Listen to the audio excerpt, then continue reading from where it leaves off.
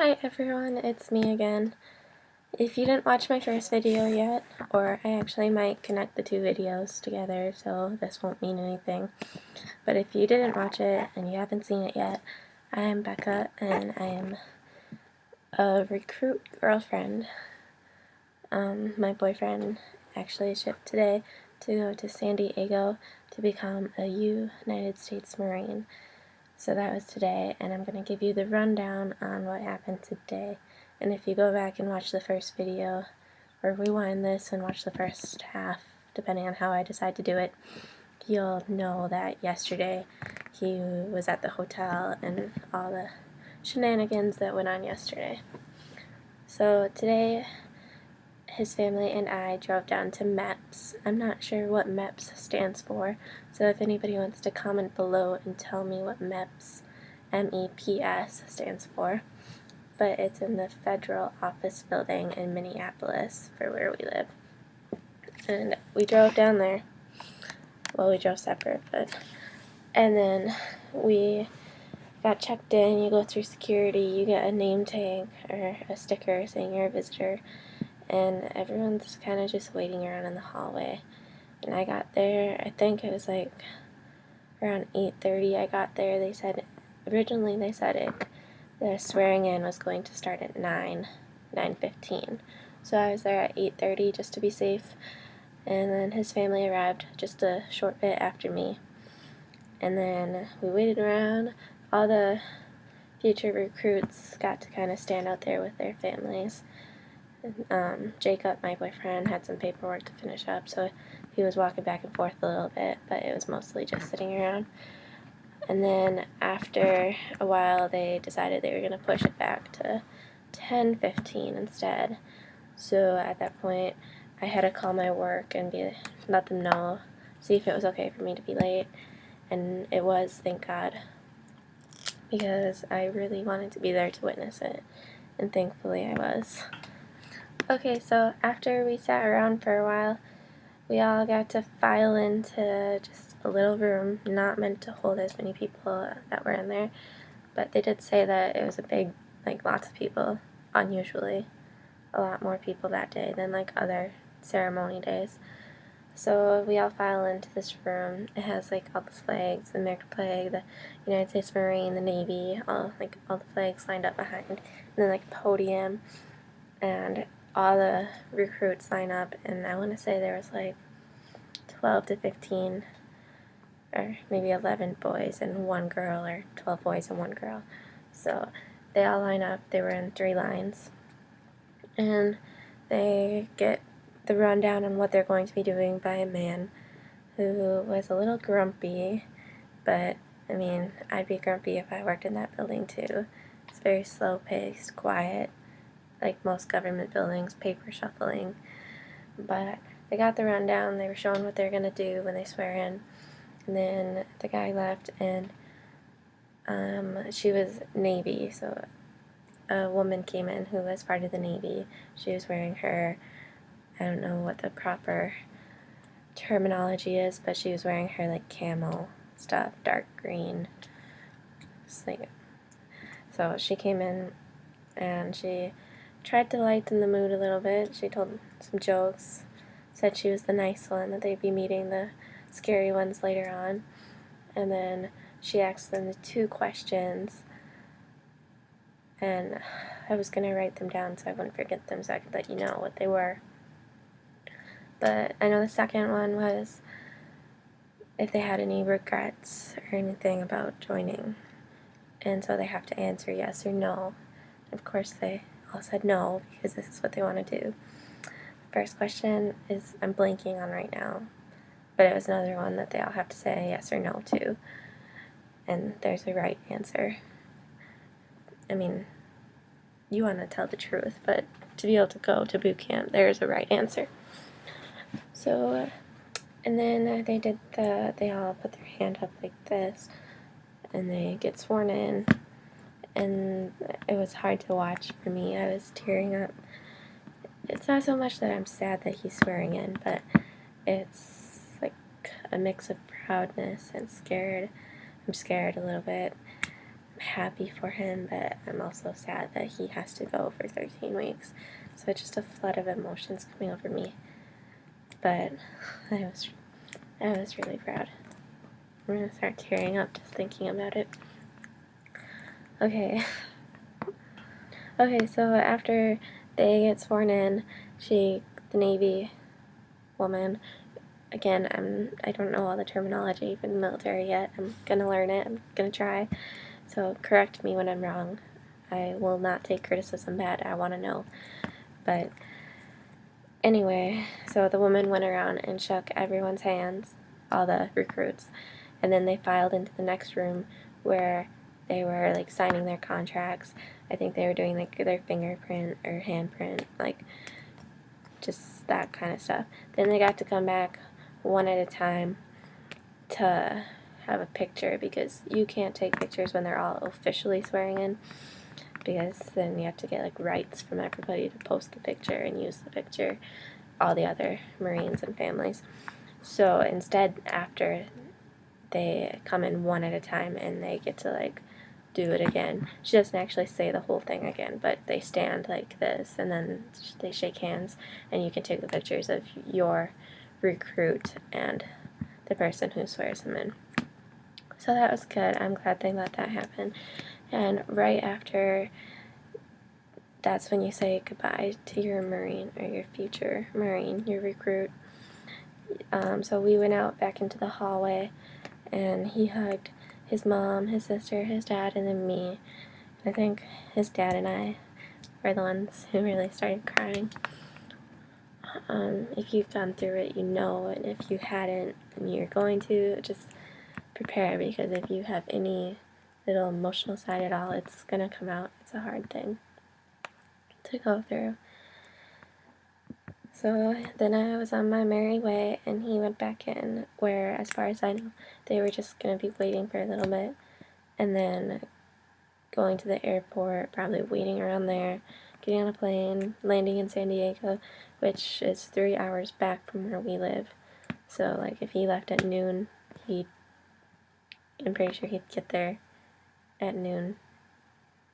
I don't know if I thought that right, but yeah, so he basically goes 3 hours back, so he's really losing even more sleep today. They keep them up for like 36 hours or something already, so he's going to be tired. I don't know what's going on there, but if I get any information when he writes letters about what boot camp is like, I'll kind of relay that to you, but I'm not going to tell you what he's writing exactly in his letters, because that's his private feelings, emotions that I'll be reading, hopefully, soon. 2 weeks. So, okay, yeah, so like I said before, I'm going to be writing him letters starting now, even though we can't send them till Friday when we get his address. So I'm going to show you my little folder I made. So it's just a pink folder I have, and it's important to me, so I put my name and phone number, which I'm going to have to block out somehow. Okay, so I'm going to show you it again better. It's like my little folder. It's just pink. It has my name on it and my phone number, which I had to cover up again. Anyway, so it's just a folder. And inside, it looks like this. Probably can't see much, but I put it together because I'm nannying, and I have time when I'm at the nanny's house when they're taking a nap to be able to write letters, so I wanted to have the stuff I needed to be able to write the letters when I'm not at home. So this is like my Jacob letter writing folder, I guess you could call it. Just got really dark. Okay. So this is my Jacob writing letter folder, and inside, the first thing I have is, it's like a calendar, and it goes through, like, it shows, like, phase 1, you probably can't read that, phase 2, phase 3, and it gives you, like, a rundown on what's happening. So it's pretty much close to the same for every, like, Marine going there, I'm pretty sure. But, so, like, it starts tomorrow or Tuesday, And for Tuesday it says, I just dropped my folder, but it says Intro to United States Marine Corps Values, Ethics, Intro into MCMAP, I'm not sure what it all stands for, but USMJ and Interior Guard 1. So it's just really little writing it kind of gives you. So it kind of gives you the rundown on what's going on that week. So, I mean, it'll be interesting. Like, it tells you different events, and I'm sure you could Google it and see what it actually means and what's happening that day. But this gives you the information you need to find out. So I'm sure it changes a little bit, maybe once in a while, but I think this will be good. Like down here it shows the Crucible is his 11th week, and then they have like Marine Week is his last week, Team Week, Table Fighting Week, Grass Week, Swim Week, BWT Table Do Firing. I couldn't tell you what it all means right now, but I'm definitely going to use this to kind of see what's going on in Jacob's life while he's there. Okay, so, and then next in my folder, I have just paper, and I have a letter written so far, and how I'm doing it for this first week is, I don't know if you'll be able to see this at all, the words, but I'm just writing the date, and then the time, and I'll write a little, and then if I write again that day, I'll write the new time, write a little, and then the next day I'm just adding onto the same paper, so it just kind of goes on. And I'm going to do that probably for this whole week until I send my first letter so that I can send them all together in the same envelope, because I feel like that will be better than sending like 10 different envelopes from the same week of not sending them. I save stamps, and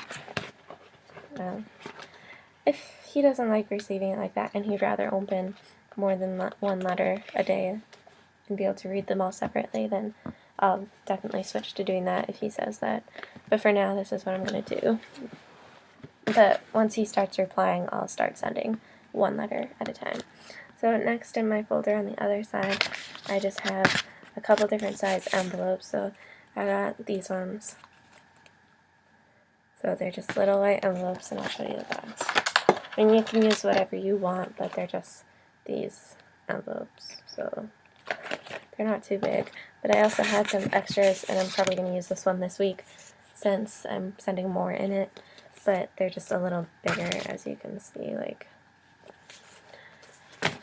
so. And then I have 2 pencils, of course. And so yeah, that's my Jacob letter writing folder. I think the hardest thing so far has probably just been, like, I'll be driving and I'll feel normal, but then I'll just like think about him being gone, and tears will just start coming, and I have to like I don't want my makeup to run and be all crazy looking.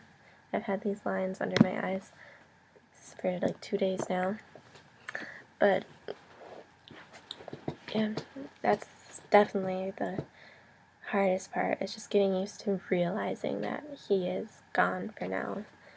But like, I'll get home and I'll look out front and expect his car to be there, because it always was. Like, his car was just always there, and now it's not. Or I'll keep checking my phone for a text or a missed call or Facebook for a notification, and it's just they're not coming. But I think after the 2 weeks or 2 to 3 weeks, and after I start receiving letters, that will kind of fade a little bit, and instead I'll just be checking the mailbox every day. But I mean, I have to keep living my life, and I have to keep doing my job, and school's going to start in August, so I'm taking college classes online so that I can nanny during the day. And then before we know it, he's going to be back here. So yeah, I think it will all work out okay. And I can only imagine how hard it's been going to be for him there. So I'm just thinking about him and hoping that he's okay. Okay, so that's pretty much it for tonight. I'm probably going to insert some pictures at the end of this of him getting sworn in. And then, yeah, I'll hopefully be back tomorrow to say more. And I hope you like my videos. Please follow, subscribe to my channel, and I'll do the same. And post your links to your videos so I can watch your stories too. So yeah, have a good night, everybody.